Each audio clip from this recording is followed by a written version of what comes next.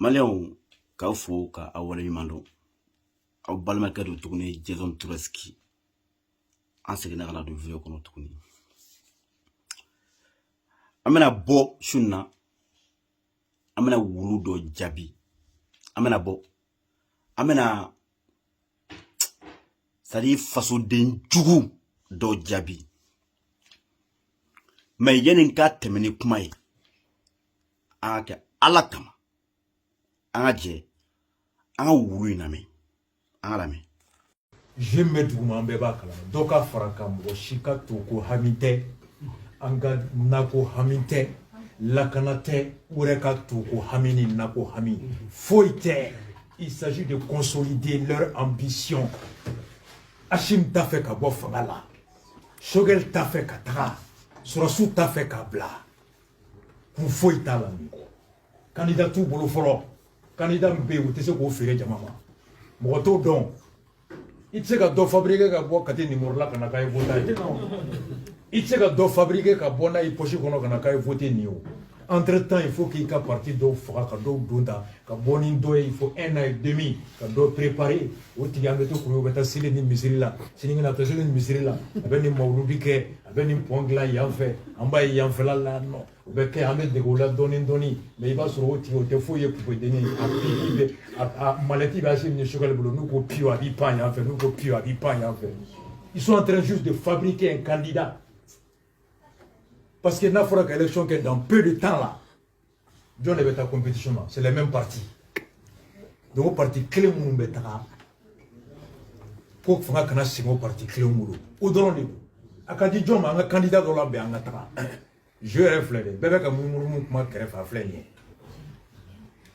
Fait flêner à flêner. Chogel tra fois chimier, ni un état, mais c'est qui demain. Follow, c'est là où sera en lien. Ne sogalinga ke buntoro mesidaw nege dobe faraka flana. Alors ame groupement politique ba do sigi groupement politique pa ambo do sigi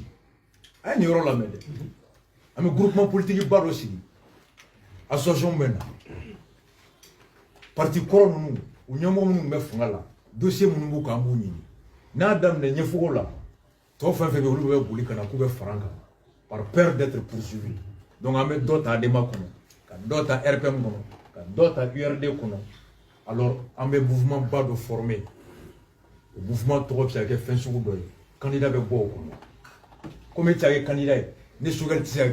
on va mettre un grand mouvement en place. Pourquoi je me mets à abonner?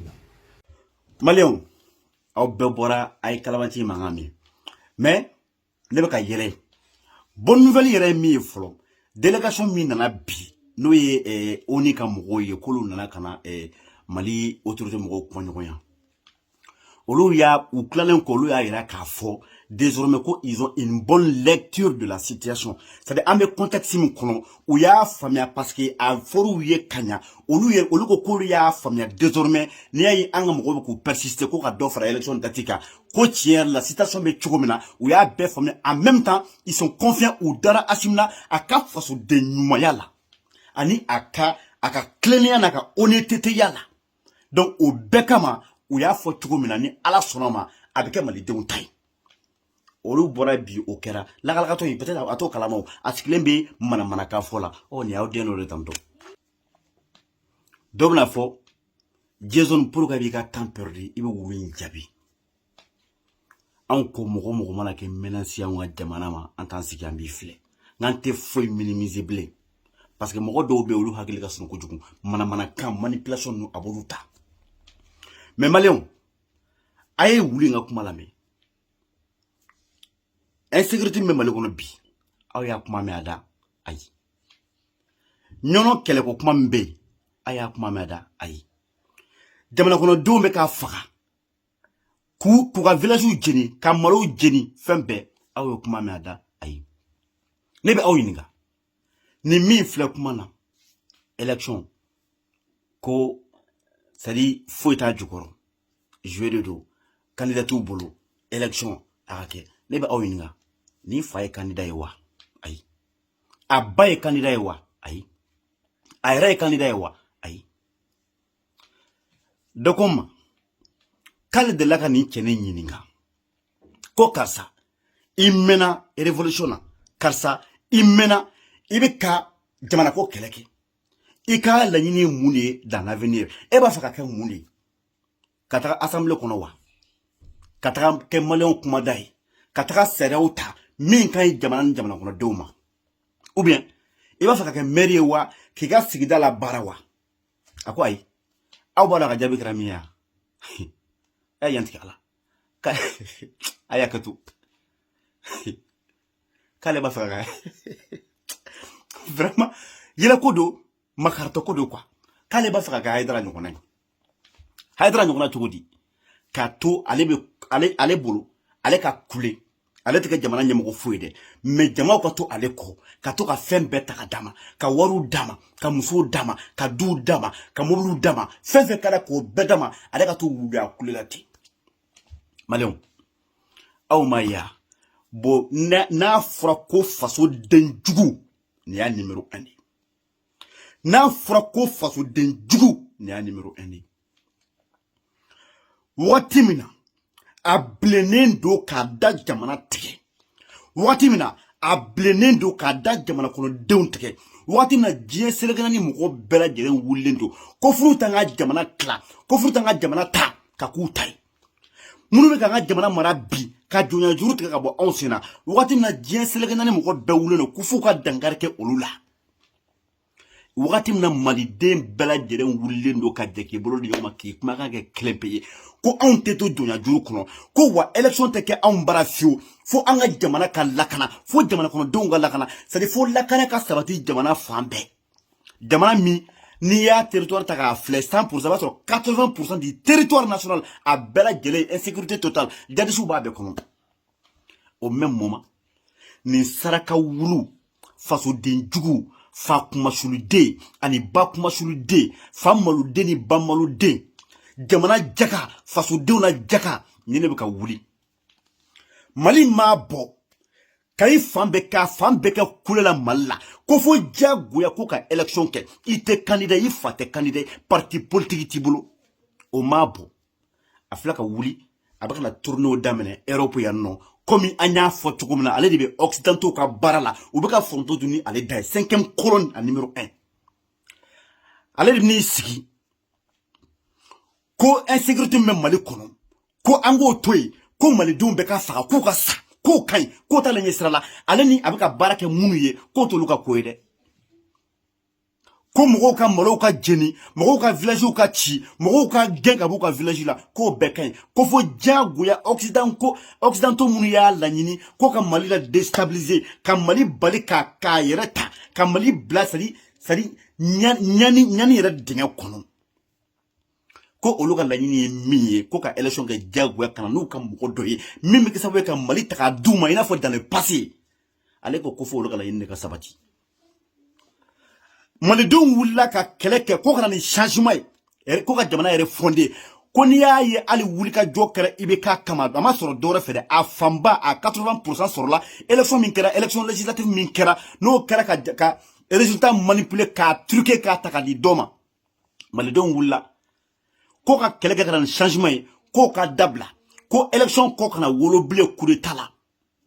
an b'o wagati min na bi ko élection tɛ se ka kɛ fo ka kan ka nin bɛɛ labɛn pour que ka élection jɛlen kɛ min tɛ siɲɛ fiyewu min tɛ sɔsɔ min tɛ contesté nin cɛ in nin fasodenjugu wulu in nin de ko k'o kana kɛ fiyewu ko an kana sɔn ka changement kɛ k'an kana réforme kɛ c'est à dire jamana kɔ ka mɔgɔw occidentaux minnu sago ye an ka togo dingɛ kɔnɔ ale ko olu sago ye o min ye ko fo de ka waleya diyagoya ale ko élection organiseli ko jamana kɔnɔdenw kana se ka voter tiɲɛ kan ka taga mɔgɔ ta a se bɛ min ye ka jamana bɔ dingɛ kɔnɔ ka jamana mara k'o tigi kana tari ko hali bi an ka continuer ni kɔrɔlen ye o jumɛn ye candidat min n'olu bɛna ka jamana kɔnɔdenw conscience san ka wari bɔ ka di mɔgɔw ma mɔgɔw ka wari minɛ ka taga voter u ye olu ma soucier jamana na u nakun tɛ jamana tagali ɲɛ yɛrɛ olu nana de ka baara kɛ occidentaux ye nin cɛnin ko fo diyagoya k'an ka t'o dingɛ kelen kɔnɔ anw ka lakana ko ne bɛ aw ɲininka a y'a kɛ ala kama a y'a ka parcours bɛɛ lajɛ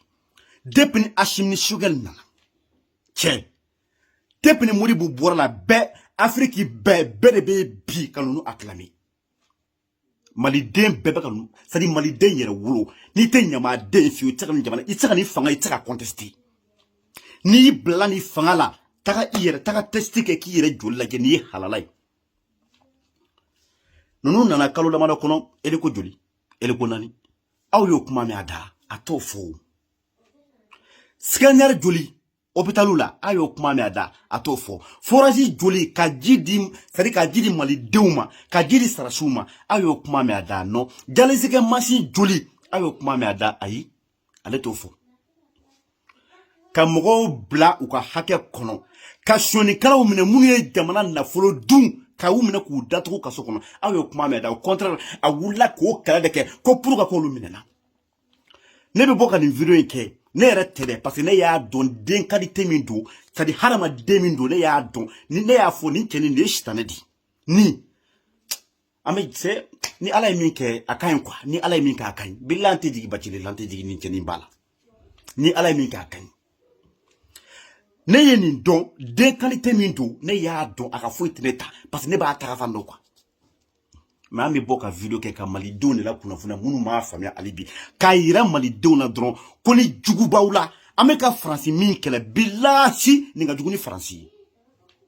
an bɛ ka faransi min kɛlɛ nin ka jugu ni faransi ye anw bɛ ka CEDEAO kɛlɛ bilahi nin ka jugu ni CEDEAO n'i ye sɛgɛ nin ye bi nin bɛ Asi minɛ k'a datugu kaso la n'i ye sɛgɛ nin ye bi nin bɛ Sogɛli faga n'i ye sɛgɛ nin ye bi nin bɛ maliden bɛɛ tɛgɛ tɔnɔmi k'a da kɔ k'an bɛɛ feere faransi ma k'an bɛɛ feere CEDEAO mɔgɔ ma bilahi o den de ye nin ye mali bɛɛ a ɲɔgɔnna fasoden jugu ma da aw ni ala cɛ waati min na an bɛɛ bɛ makaran na waati min na bɛɛ bɛ ka wuli k'i jɔ face à l'impérialisme au même moment comme Modibo Keïta y'a fɔ an ɲɛna cogo min na maliden dɔ de bɛ sɔrɔ ka wuli ka diɲɛ seleke naani bɛɛ tagama ka taga minnu bɛ ka mali kɛlɛ minnu bɛ k'a ɲini ka mali torpiller ka mali bila déstabilisation kɔnɔ ka mali faga ni ne bɛ ka wuli ka taa olu ka jamana kɔnɔ ka taga fan bɛɛ kɛ mankan ye t'i sigi Sogɛli bɛ lagosi Asi bɛ lagosi gouvernement bɛ lagosi ko fɔ diyagoya k'u ka élection kɛ candidat olu bolo parce que n'u y'a kɛ sisan parti minnu bɛ yen minnu ye soni kɛ o mɔgɔ kelen de bɛ na donc il faut que u ka date élection date k'o repousser pour que u bɛ se ka candidat dɔ labɛn cogo min na parce que ale kunkolo kɔnɔ parce que ale ye jɔn de ye ale kunkolo kɔnɔ nafolo de bɛ fɛn bɛɛ kɛ anw de ko k'o banna pewu bilahi ala balew c'est à dire aw den dɔ de filɛ nin ye aw den dɔ de filɛ nin ye mais ne bɛ segin ka mɛ n ka dugawu kɔrɔfɔya cɛni o ala ka doni da i kun min bɛ i ɲinɛ mali ni malidenw kɔ ala ka doni da i kun min bɛ i ɲinɛ mali ni malidenw kɔ e ka kun ne bi filɛ dɔɔnin don aw ka kun ne bi filɛ ba in don min na malidenw bɛ bɔ ka taga e kunbɛn aéroport la mali bɛɛ ala m'a kɛ cɛ ye mais bi dɔɔnin tɛ yan tagalen ɲɛfɛ hali bilakoro cibaga i t'a sɔrɔ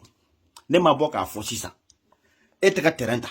nin t'i siɲɛ fɔlɔ ye depuis n'i nana depuis i ka ko daminɛ ka terrain ta ka bɔ Europe jamana dɔ la ka taga Europe jamana wɛrɛ la ka terrain ta n t'a siɲɛ fɔlɔ ye tagalen ɲɛfɛ i bɛna bisi ta